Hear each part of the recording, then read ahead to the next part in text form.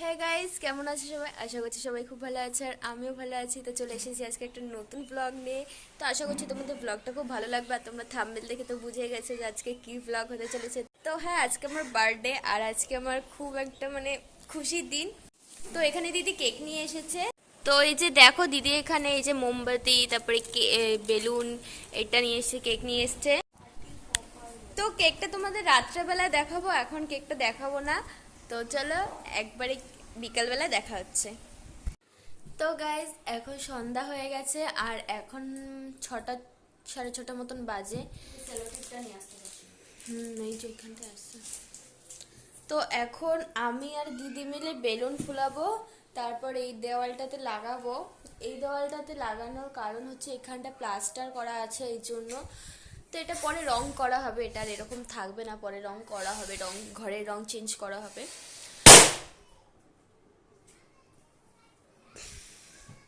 Balloon ফুটাতে ফুটাতে balloon ফেটে গেছে। তো চলো দেখতে থাকো। আর আমার বার্থডেতে আমি নিজেকে নিজে সারপ্রাইজ দিচ্ছি, বাবা বাবা। তো যাই হোক, নিজে বেলুন ফুলাচ্ছি, নিজে কেক দেখেও নিয়েছি। তো যাই হোক, কোনো এক সময় হয়তো হবে, কেউ সারপ্রাইজ দিবে। তো চলো আমিও বেলুন ফুলাই, তারপরে কথা হচ্ছে তোমাদের সাথে। একবারে ডেকোরেশন করে তারপর তোমাদের সাথে কথা বলবো। তো তারপর আমি এখানে কেকটা রাখছিলাম আর আমার বার্থডেতে আমি সব ডেকোরেশন করছি। তো যাই হোক, এটা তো আর তেমন কোনো বার্থডে না, এমনি বাড়ির লোক কয়েকজন মিলেই, তাই জন্য আর কোনো অসুবিধা হচ্ছে না। তো চলো এখন কেক।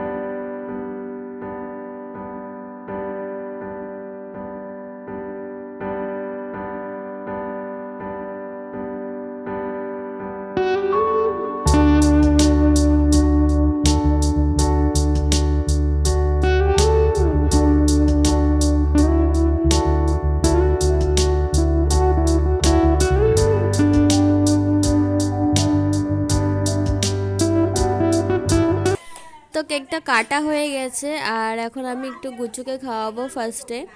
তো ওকে খাওয়াচ্ছিলাম, ও আরও চাচ্ছিল, হাতে মাতে পুরো লাগিয়ে দিয়েছিল একদম।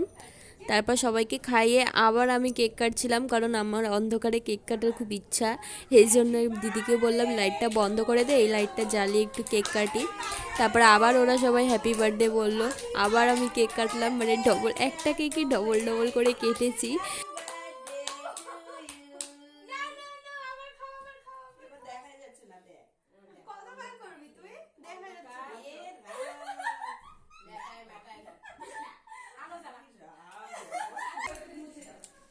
তো গাইস, আমার এখানে কেক কাটা হয়ে গেছে, আমি ডবল ডবল কেক কাটলাম। তো একবার অন্ধকার করে আর একবার লাইট জ্বালিয়ে। তো এখন আমি যাচ্ছি ঠ্যামকে কেক আর পায়েস দিতে। তেমন কিছু করেনি, শুধু পায়েসটাই করেছিল আর কেকটা তো কিনে আনাই হয়েছে। তো যেহেতু অত বড় করে করেনি, তাই জন্য শুধু কেকটা আর পায়েসটাই দেওয়া হয়েছে সবাইকে। তো এখন ঠামকে ডাকছিলাম, তো ঠাম ওইদিকে চলে গেছিলো, ভাবছিলো ওই গেটে এসেছে কেউ। তো আমি বললাম যে আমি এই গেটে আছি। তারপরে ঠাম এসে খুললো, ঠামকে দিলাম।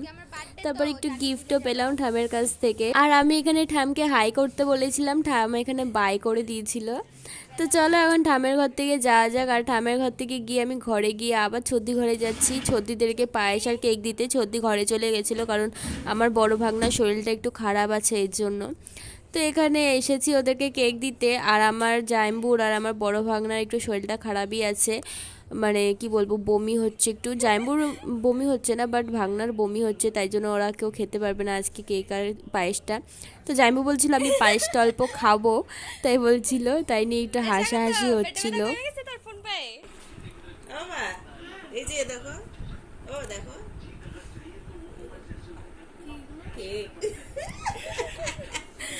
তুই তো হ্যাঁ খাইতে পারবি না, বল, তোর তো পেটে ব্যথা না, বল বমি করলি। হ্যাঁ। একদিকে আমি ভালো আছি আজকে দেখে।